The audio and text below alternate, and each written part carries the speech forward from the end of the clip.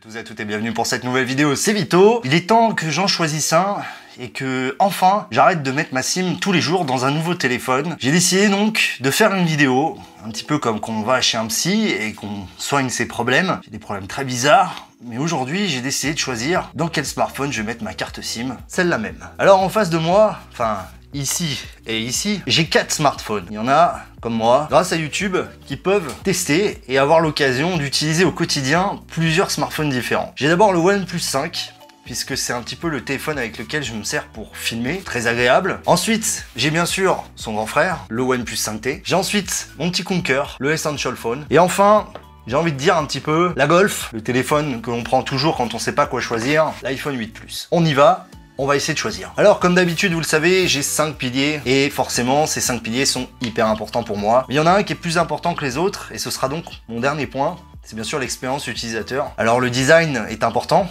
et on va forcément commencer par ça. C'est quelque chose d'ultra subjectif. On va pas se cacher, aujourd'hui, certains vont aimer un produit plus qu'un autre parce qu'il a un design plus intéressant. Et en face de moi, j'ai 4 produits, dont 3 qui se ressemblent vraiment beaucoup. Entre ces deux-là, la différence est quand même relativement minime. L'iPhone 8 Plus est quand même très grand, certes, par rapport au OnePlus 5T, ou même au OnePlus 5. Ces designs, je dirais, sont très standards, ils sont pas moches, ils sont pas magnifiques, c'est juste qu'on les connaît, ils ne nous surprennent plus. Et je l'aime pas, je dois dire, il ne me fait pas grand-chose, mais je le déteste pas. Et enfin, le quatrième, c'est le Essential Phone. Ce design complètement carré, titane, céramique, il monte en moi sérieusement, c'est un véritable régal à utiliser dans la main. Et forcément, cet écran vraiment magnifique, malgré que ça soit de l'IPS, c'est du 2K. Alors le 2K, c'est pas spécialement ce qui me fait kiffer, mais honnêtement, c'est tellement agréable à utiliser. J'adore vraiment le Essential, rien que pour ça. Alors, c'est vrai que là encore, on a deux écoles qui se battent. On a le OnePlus 5 et l'iPhone 8 Plus avec leur écran 16/9 en 5,5 pouces. Et on a le Essential et le OnePlus 5T avec leurs écrans borderless, on va dire, mais surtout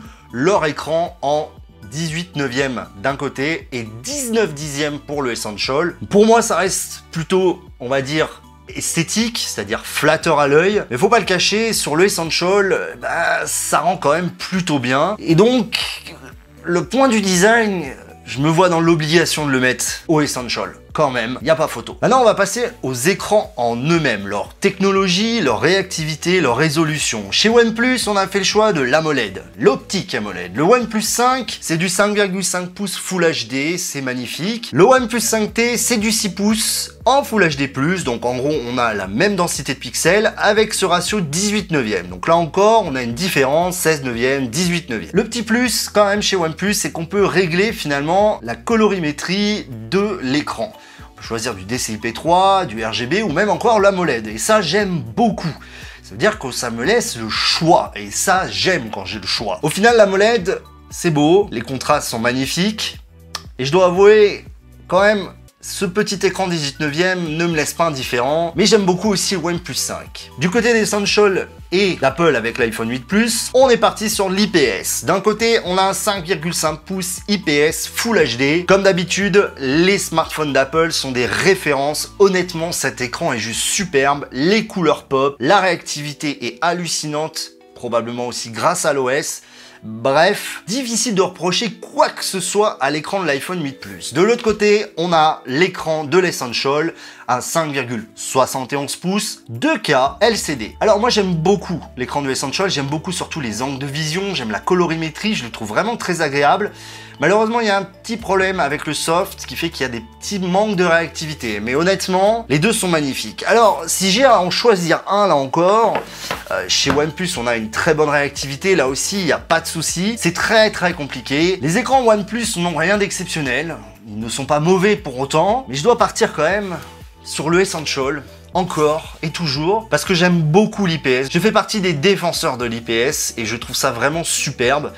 Je trouve que cet écran est vraiment magnifique, malgré ses petits défauts. Je lui donne le point, à égalité quand même, avec le OnePlus 5T, pour la simple et la bonne raison que l'optique AMOLED en 6 pouces 18/9, sur le 5T, ça rend plutôt bien, même si ça lui donne une face avant finalement très classique. Parlons maintenant d'un point qui pour moi est très problématique depuis quelques temps. Aucun smartphone ne me permet de tenir vraiment une full journée, sauf un. Oui, le seul téléphone qui aujourd'hui me permet vraiment de tenir la journée, bah oui, c'est l'iPhone 8 Plus. Je tiens de 7h du matin à 22h, 23h, en ayant la même utilisation. Je tiens la journée. Alors je finis avec 2-3%, mais je tiens la journée. Et ça, c'est très important. En plus, on a maintenant la charge induction. Alors je pensais pas, vraiment pas, un jour aimer la charge induction. Et bah pour la recharge de la nuit, c'est très bien, c'est lent, permet d'éviter de stresser la batterie. Bref, ça fonctionne bien. Couplé en plus, si jamais vraiment j'ai une grosse utilisation dans la journée et que j'ai besoin de faire un petit top-up, j'utilise un chargeur rapide en USB-C Power Delivery et voilà, mon iPhone est reparti. De façon surprenante, pour les trois autres, j'ai une autonomie similaire. Chez OnePlus, malgré la différence d'écran, on a la même batterie, 3300 mAh. Chez Essential, par contre, la batterie est un tout petit peu plus petite puisqu'on a que 3040 mAh pour pousser un écran de 5,7 pouces en 2K. En IPS, c'est un peu limite et pourtant, j'obtiens à peu de choses près la même autonomie. Si je faisais un classement des autonomies, on retrouverait donc l'iPhone 8 Plus en tête, le OnePlus 5 avec lequel je filme en deuxième position, le OnePlus 5T et le Essential. Pour finir, parlons de la charge. Bah oui, parce qu'il y a autonomie mais il y a charge. Et forcément là où il n'y a pas match, c'est OnePlus.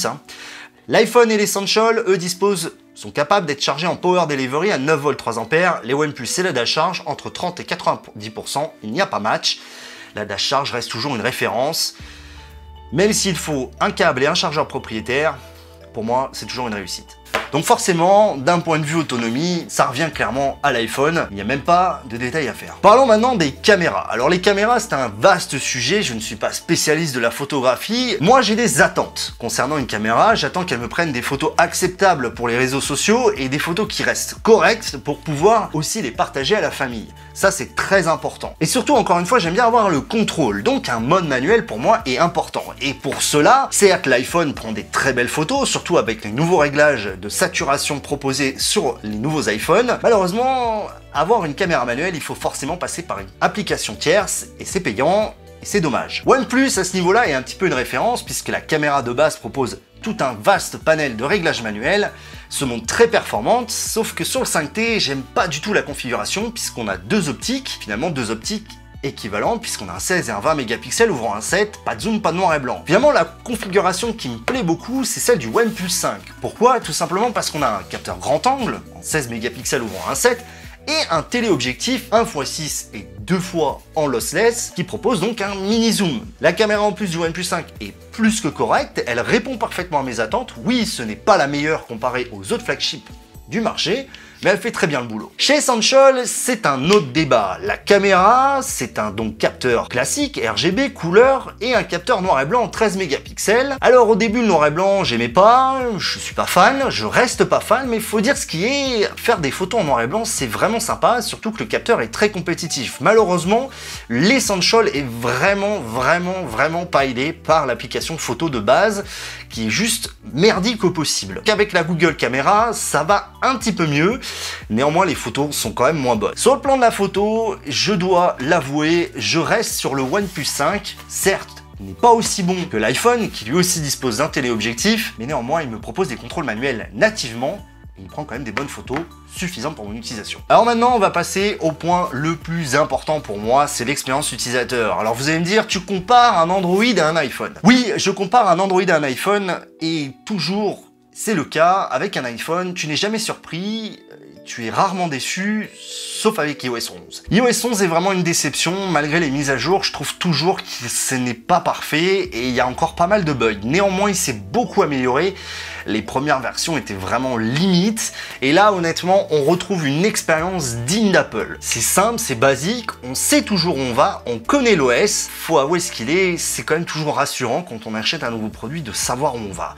Donc l'iPhone, c'est vrai que c'est un vrai cas à part, puisque quel que soit le modèle, tu connais là où tu vas. Et en fait, il y a une marque qui arrive à proposer ça, c'est OnePlus. Oui, pourquoi? Parce qu'OxygenOS, au fil du temps, on a appris à le connaître, on a appris à le maîtriser, et surtout, j'apprécie énormément simplement le fait qu'on soit très proche d'Android stock, et encore une fois, avec quelques modifications qui changent tout. Par exemple, on a la gestion native des packs d'icônes, on a un mode lecture qui permet de passer l'écran noir et blanc, on a un mode gaming, bref, on a plein d'options qui offrent et qui permettent à l'utilisateur d'en faire un peu plus, sans avoir trop de bloatware, ce qui est un des gros problèmes des Android, et c'est vrai que c'est très agréable. Alors forcément, l'expérience pour moi est équivalente, que cela soit avec le OnePlus 5 ou le OnePlus 5T. Donc au final, OxygenOS, eh bien on connaît, et on se rapproche beaucoup de l'expérience de l'iPhone. C'est-à-dire que quand on passe d'un OnePlus à un autre, quel que soit le OnePlus, tu as une sorte de continuum. Maintenant passons à Essential. Essential a décidé de faire quelque chose d'incroyable, c'est de faire une ROM 100% stock. Pur Android, aucune fonctionnalité, à part cette foutue application photo de merde. Et il faut dire ce qui est, Android juste compilé à partir de la source, c'est vraiment basique. Ça fait le boulot, c'est basique, mais par contre, les mises à jour sont régulières. Et ça, c'est vrai que c'est important, les mises à jour pour moi. J'aime bien recevoir tous les mois ma petite mise à jour de patch de sécurité. OnePlus en général est plutôt correct dans ce niveau-là. Essential, jusqu'à présent, pas de soucis. Apple, pas de soucis aussi, la différence se fera pas aux mises à jour. Et au final, est-ce qu'il y a des bugs? Et bien finalement, le seul où il y a vraiment des petits freezes, des petites latences, où la réactivité est pas incroyable, c'est celui-là. Malheureusement, c'est le Essential. Et c'est difficilement pardonnable sur un téléphone qui est sorti à plus de 700 € à l'époque. Ça va mieux avec le temps, mais c'est toujours pas incroyable. Alors l'expérience utilisateur passe aussi par les connectivités diverses. Les 4 disposent du Bluetooth 5.0 sans histoire, le Wi-Fi sans histoire, la 4G sans histoire, le GPS aussi c'est sans histoire, bref. Niveau connectivité, il y a difficilement des choses à reprocher. Peut-être le NFC, avec les OnePlus, impossible d'utiliser le paiement avec Orange Bank. Le Essential, ça fonctionne quand ça veut. Chez Apple, ça fonctionne tout le temps. C'est ultra compatible et ça, c'est une des forces d'Apple. Les applications sont 100% compatibles. Ça, c'est génial. Bref, il est venu le temps du choix. Alors, au niveau design et finition, j'ai donné le point à l'Essential. Au niveau de l'écran, j'ai aussi donné le point à l'Essential. Déjà 2 face à 0,0. Au niveau de l'autonomie, c'est Apple qui l'a remporté. Oui, largement, et c'est normal. L'autonomie de l'iPhone 8 Plus ne m'a jamais mis en défaut. Les caméras, je les ai données au OnePlus 5. On est à 2 à 1. Et finalement, le 5T n'a pas de points. Et finalement, est-ce que ce serait pas lui le meilleur téléphone? Il n'est mauvais nulle part, il n'excelle nulle part, il est juste bon. Mais voilà, il faut faire un choix. J'ai fait cette vidéo hyper longue pour faire un choix. Ma carte SIM pourrait finir dans l'iPhone. Mais malheureusement, l'iPhone n'est pas parfait. iOS, j'apprécie, mais j'aime bien la liberté. Et malheureusement, iOS ne me la procure pas. Il est incroyable, il a tout ce que j'attends d'un téléphone, mais il y a iOS. Ensuite, il y a le OnePlus 5. C'est vrai, vous allez me dire, Vito, tu avais dit le 18/9e, c'est pas ta cam. Oui, mais il faut dire ce qui est, à un moment, il faut avouer ses faiblesses, c'est beau. Le OnePlus 5 est un excellent smartphone, c'est probablement un des meilleurs téléphones de l'année. Son capteur, je trouve beaucoup plus intéressant que le OnePlus 5T. Et malheureusement, aujourd'hui, on a avancé et il y a mieux. Et les deux premiers sont peut-être les mieux. D'un côté, j'ai donc le Essential. Gabarit compact, finition superbe, matériaux magiques, mais une expérience utilisateur quelque peu troublée par ces petits bugs. De l'autre, j'ai le OnePlus 5T, pas original pour un sou, mais encore une fois très bien fini, un écran magnifique, une expérience utilisateur au top. Lequel vais-je devoir choisir? J'ai décidé de choisir